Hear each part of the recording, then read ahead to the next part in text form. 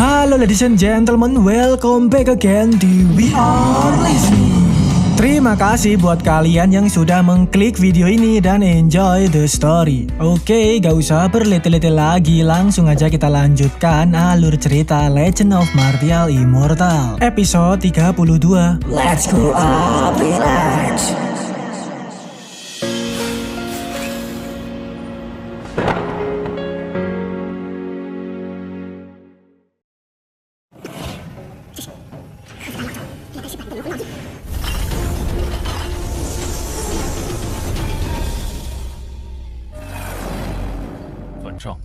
没想到你却敢主动挑战我，还撑不过3招就得被抬走。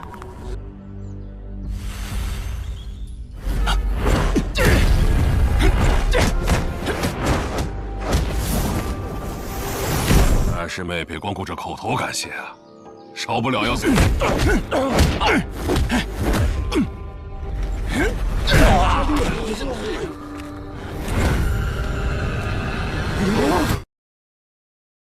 Lanjut dari episode kemarin, Shin memperlihatkan Mbak Nyalinger yang habis ngobrol dengan ketua sekte Heng Yue. Namun di saat Mbak Nyalinger ini hendak cabut, tiba-tiba ada salah satu tetua senior yang mentungul. Beliau ini bernama tetua Ge King dari puncak Tianshu. Datang-datang langsung keluar-keluar pada Mbak Nyalinger. Beliau mengatakan, "Adik junior, hari ini kau harus memberiku penjelasan. Aceng hanya murid ranah human esensi, tidak mungkin bisa mengalahkan murid andalan peringkat 8 Hyang. Belum lagi melukainya secara serius. Aceng pasti menggunakan trik curang." Mendengar itu, Mbak Nyalinger menjawab, "Senior G, jangan asal menuduh dan ngomong sembarangan. Tawuran Aceng dan Mas Ki disaksikan oleh banyak murid. Bahkan senior ketua sekte Heng Yue juga menyaksikan sendiri. Mana bisa ada kecurangan? Selain itu, bersedia bertarung di altar Feng Yun. Jika mengalami luka atau lumpuh, juga harus menerimanya." Setelah itu, tetua G ini malah langsung sok-sokan mengatakan, "Adik junior, apakah kau lupa siapakah Hyang?" Namun Mbak Nyalinger dengan santai menjawab, "Senior ingin menggunakan keluarga Hy untuk menekanku." Dan ya, mereka ini saling berdebat gitu. Beruntungnya, mereka tidak sampai saling ponteng-pontengan.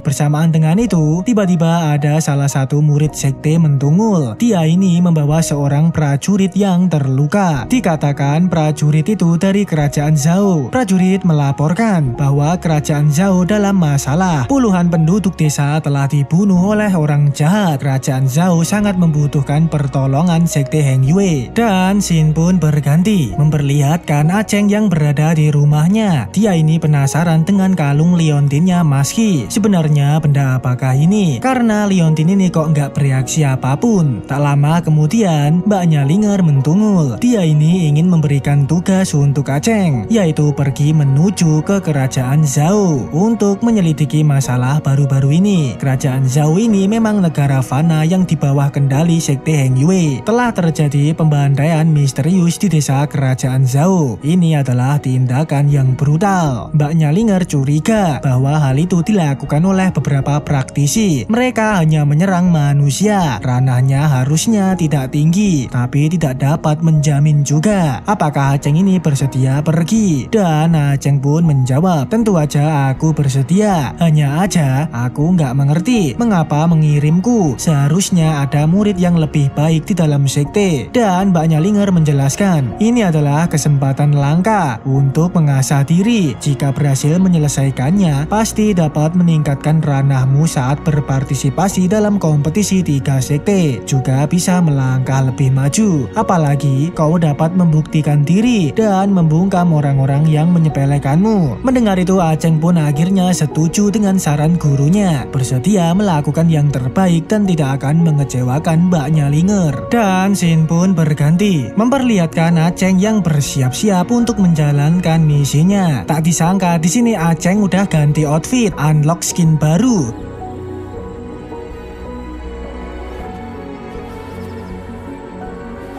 是破。 Pakaian pemberian Mbaknya Linger. Terlihat Aceng ini agak lebih tampan gitu. Sebelum dia berangkat, Mbaknya Linger sempat memberikan beberapa jimat untuk Aceng supaya dapat membantu Aceng dalam menjalankan penyelidikannya. Setelah itu, segeralah Aceng ini OTW menuju ke kerajaan Zhao. Singkat cerita, setibanya di TKP, Aceng pun menghadap langsung pada Raja Zhao Yu. Bertanya sebenarnya apa yang telah terjadi di kerajaan Zhao ini. Raja Zhao menjelaskan, sudah lebih dari setengah bulan sejak ini terjadi. Semua penduduk desa, tua dan muda telah terbunuh.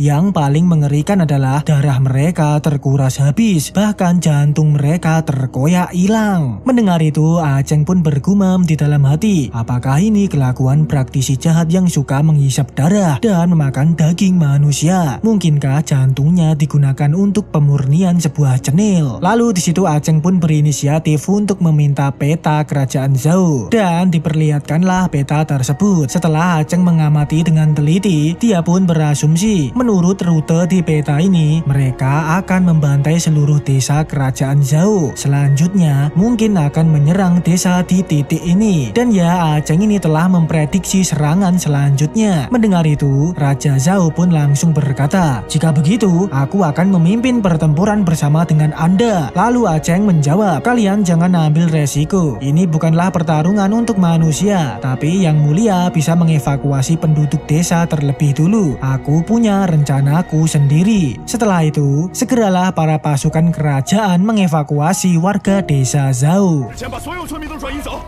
快快快！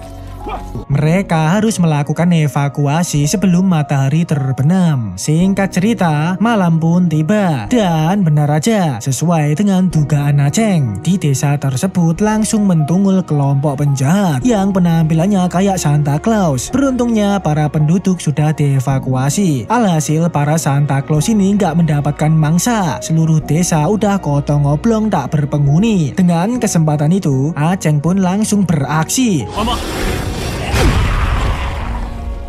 Turun ke TKP untuk ngeponteng-ponteng Santa Claus tersebut.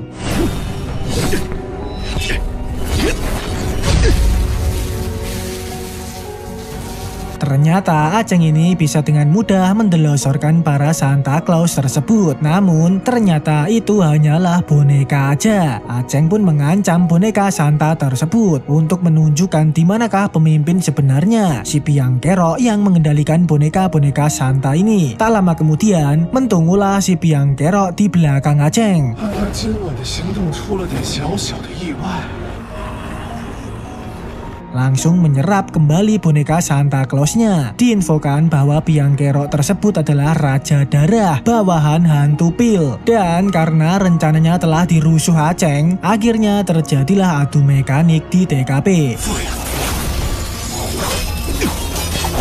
Raja Darah ini langsung meluncurkan jurus goibnya ke arah Aceng. Dikatakan Raja Darah ini berada di ranah Spirit Void, jadi kekuatannya tidak boleh diremehkan.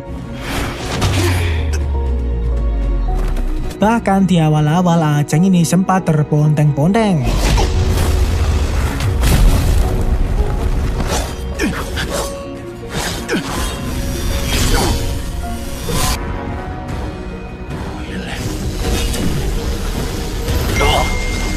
Padahal Aceng mudah mengeluarkan boneka anginnya untuk melakukan serangan bersama-sama. Tapi ternyata Raja Darah masih bisa menahan serta memukul mundur si Aceng. 他们和自身合力攻击，居然还能爆发。 Aceng ini sempat kepikiran untuk kabur. Tak disangka lawannya lumayan kuat. Tapi Aceng juga sedikit dilema. Jika dia kabur, maka nasib kerajaan Zhao nanti gimana? Sementara di sisi lain, Raja Zhao nampak ingin sekali turun ke TKP membantu Aceng yang kewalahan itu. Namun prajuritnya menghentikan Raja Zhao karena sebelumnya Aceng udah menegaskan untuk tidak ikut campur, membiarkan Aceng bertarung sendiri sesuai dengan rencananya. Lalu kembali ke Aceng, akhirnya dia memutuskan untuk tetap tawuran aja, nggak jadi mundur. Aceng ini memaksimalkan seluruh kekuatannya, menggunakan dua pedang andalannya untuk melakukan serangan. Beruntungnya, serangan Aceng kali ini dapat melemahkan Raja Darah.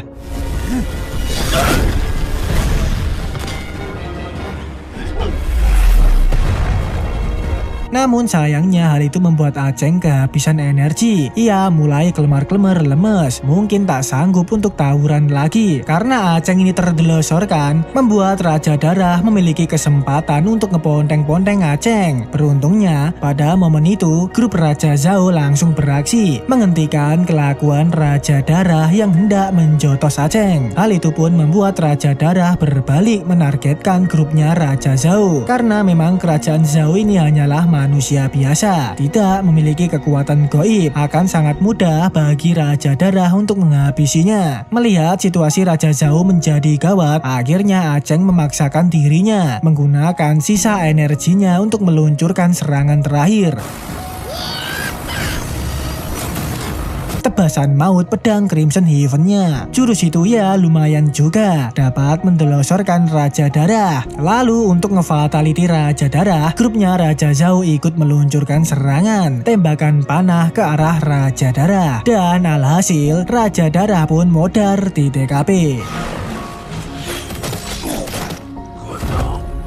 Lalu scene pun berganti, memperlihatkan bosnya Raja Darah, yaitu hantu pil, alkemis jahat, tukang bikin cenil. Entah apa yang ingin dibuat hantu cenil ini, karena dia membutuhkan banyak jantung manusia. Maka dari itu, ia memerintahkan Raja Darah untuk hunting, membunuh warga desa kerajaan Zhao. Tapi sayangnya, sampai sekarang kok belum balik-balik si Raja Darah ini. Membuat hantu cenil pun berinisiatif menggunakan jurus pemantau, mencari tahu di manakah Raja Darah berada. Dan terciduklah, ternyata Raja Darah udah modar, diponteng-ponteng oleh Aceng. Hal ini jelas membuat hantu cenil beraing maung. Tampaknya situasi Aceng akan dalam bahaya nantinya. Jadi buruan hantu cenil. Dan episode pun bersambung, ladies and gentlemen. Terima kasih buat kalian yang sudah menonton video ini sampai habis. Kalian benar-benar andalan. Dan oke, ladies and gentlemen, kita tutup videonya sampai di sini aja. Nantikan video terbaru dari We Are